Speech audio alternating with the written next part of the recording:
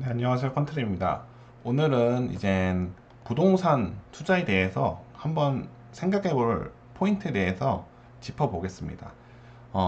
부동산을 투자할 수도 있고, 사실 주식을 투자할 수도 있잖아요. 물론 부동산의 실거주라는 가치가 있긴 합니다만, 이제 부동산도 투자로 바라본다고 했을 때, 투자의 상품으로서 주식과 코인, 뭐 여러 가지가 존재하겠죠.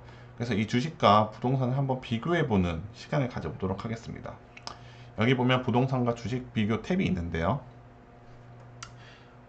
우리가 이거는 뭐 자세하게 개별 아파트로 비교하면 끝이 없기 때문에 뭐 예를 들면 엔비디아 같은 주식을 산다고 하면 사실 웬만한 모든 아파트를 사는 것보다 높은 수익률을 가지겠죠. 그렇기 때문에 이렇게 개별 단위로 비교하는 거는 사실 너무 개별성에 따라 결과가 다르기 때문에 큼직큼직하게 뭐 주식으로는 S&P, 나스닥, 코스피 이런 지수에 투자한다고 가정을 하는 거고, 아파트는 강남 아파트의 평균 혹은 뭐 서울 아파트의 평균, 경기도 아파트의 평균 이런 거를 산다고 가정했을 때 어떻게 변화가 일어나는지 보겠습니다. 일단 2020, 뭐 언제부터 이제 투자했을지를 생각을 하는 건데, 뭐 2012년 1분기라고 해볼게요. 그리고 디폴트로 지금 설정되어 있는 거예요. 한번 그대로 가겠습니다. 무슨 의미냐면 이건 2012년 1분기에 8억 원이 있는 상황이에요. 그럼 8억 원을 가지고 S&P를 사는 경우가 있고요. 강남 아파트를 살 수가 있어요. 근데 강남 아파트 살 때 대출을 안 받은 거예요. 그러다 보니까 8억짜리 아파트를 산 거예요. 강남 아파트에서 이제 8억에 해당하는 아파트가 여러 개가 있을 거잖아요. 그걸 이제 평균 내서 샀다고 가정, ETF 샀다고 가정하는 겁니다. 강남 아파트 8억짜리 ETF. 그럼 그 아파트가 지금의 시세가 조금씩 다 다를 텐데 그거의 평균가가 지금 현재 가격이고 S&P는 현재 가격을 그대로 하는 거죠. 여기서 근데 어, 이런 게 있어요. 예를 들면 주식은 실거주 가치가 없기 때문에 그 내가 이 아파트에 사는 게 아파트는 실거주 가치가 있어서 거기에 살 수가 있는데 주식은 그냥 거주비가 해결되지 않은 거잖아요. 그래서 사실은 이 주식 수익률에서 거주비를 빼야 되긴 합니다. 근데 투자로만 봤을 때 이렇다는 거고 실제로는 뭐 부모님 집에 살거나 뭐 관사에 살거나 어떤 내가 집이 있는 경우에는 이 결과가 맞을 텐데 만약에 아파트로 거주까지 같이 해결해야 되는 상황이면 여기서 실제로는 거주비를 빼줘야 되긴 합니다. 어쨌든 그거는 차치하고 이 결과만 봤을 때 주식 수익률이 훨씬 좋다는 걸 볼 수가 있어요. 이게 아파트가 저희가 엄청 많이 오르는 것 같지만 실제로는 S&P 이런 거에 비해서는 훨씬 부족하다는 걸 알 수가 있고, 근데 현실적으로는 아파트를 살 때 대출을 받잖아요. 대출을 몇 프로 받을까요? 한 60% 받는다고 해보겠습니다. 그러면은 이 8억 아파트 8억이 있으면 내가 8억짜리 아파트를 사는 게 아니겠죠. 실제로는 20억 정도에 해당하는 아파트를 사는 거겠죠. 왜냐면 20억에 40%가 8억이잖아요. 그러니까 12억을 지금 받은 겁니다. 12억 대출을 모아서 S&P를 샀으면 이렇게 되는 겁니다. 물론 이때 대출은 당연히 그 이자를 내야 되기 때문에 연 5% 단리로 이제 차감을 해서 보여줍니다. 그럼에도 불구하고 2012년부터 한 2024년까지는 강남 아파트가 우세함을 볼 수가 있어요. 하지만 여기서는 엎치락뒤치락 하다가 제가 S&P가 됐죠. 이걸로 알 수 있는 거는 S&P가 웬만하면 장기로 보면 유리하다는 거예요. 복리의 효과 때문에 장기로 보면 유리하다는 걸 알 수가 있어요.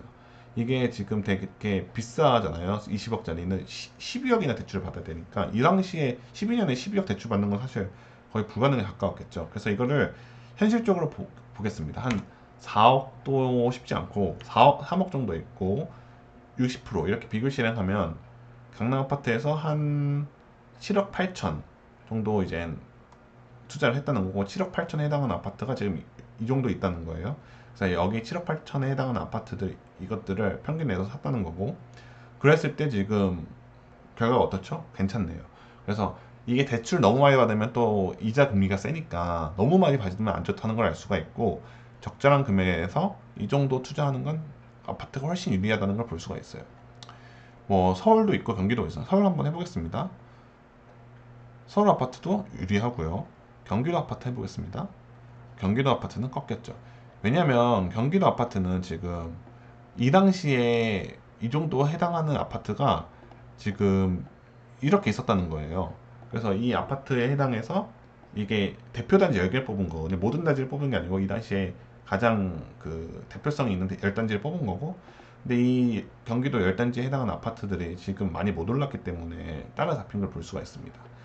그렇기 때문에 뭐 이렇게 비교해 보실 수가 있고, 뭐 나스닥하고 한번 비교해 볼까요? 서울 아파트하고 나스닥 비교하면 나스닥이 훨씬 제쳤죠. 강남도 아마 제칠 겁니다.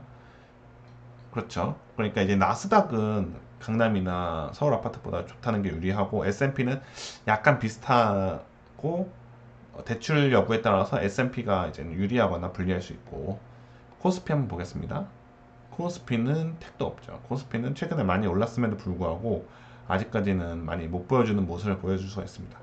그래서 여기서 얻을 수 있는 교훈은, 내가 투자로 접근한다고 하면 어 그리고 어느 정도 조금의 대출, 그러니까 너무 무리하지 않는 대출, 이게 사람마다 다르겠지만요, 적절한 대출을 받는다고 하면 강남 아파트 가능하면, 요즘에는 강남 아파트 거의 대출 못 받죠. 하지만 뭐 서울 아파트 이런 거는 사는 게 나쁘지 않을 거다, 미래에. 웬만한 S&P 나스닥보다 나쁘지 않다라는 걸 볼 수가 있고, 특히 이 아파트는 실거주도 해결할 수 있기 때문에 충분히 좋은 선택이 될 수 있습니다.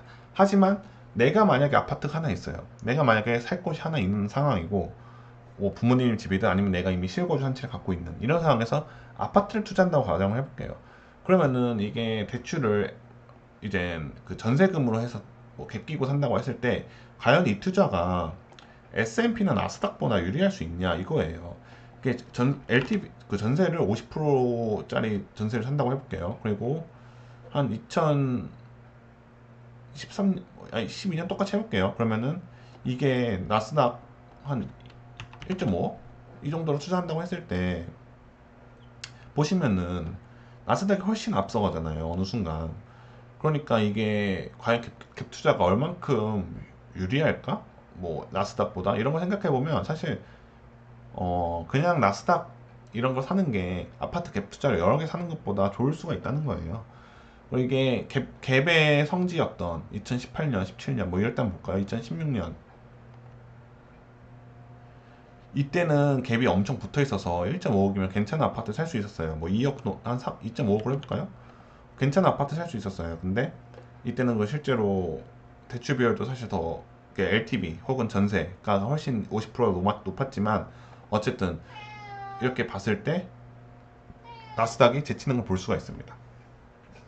그래서 여기서 얻을 교훈은, 아파트 한 채 있으면은 뭐 갈아타기로 상급지 가는 건 당연히 뭐 나쁘지 않긴 한데, 그냥 S&P나 나스닥 투자하는 게 좋다라는 걸 말씀드리고 싶었습니다. 감사합니다.